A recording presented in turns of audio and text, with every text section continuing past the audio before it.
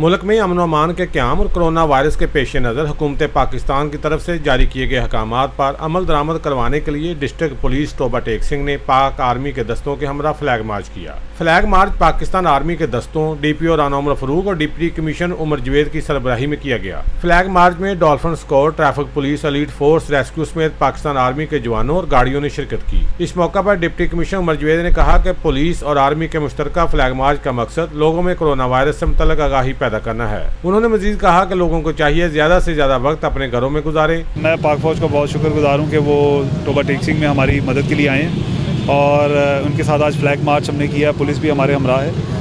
ایک ہی مقصد ہے، عوام کے اندر زیادہ سے زیادہ آگاہی فراہم کی جائے تاکہ جو ایس او پیز ہیں ان کے اوپر امپلیمنٹیشن کی جائے۔ دوسری جانب پاکستان آرمی کے نوجوانوں نے شہر بھر کا چکر لگایا، کرونا ایس او پیز کی خلاف ورزی پر ضلعی انتظامیہ کی معاونت کی اور متعدد دکانوں کو سیل کروایا۔ کیمرہ مین علی حیدر کے ساتھ سلطان محمود، توبہ ٹیک سنگھ۔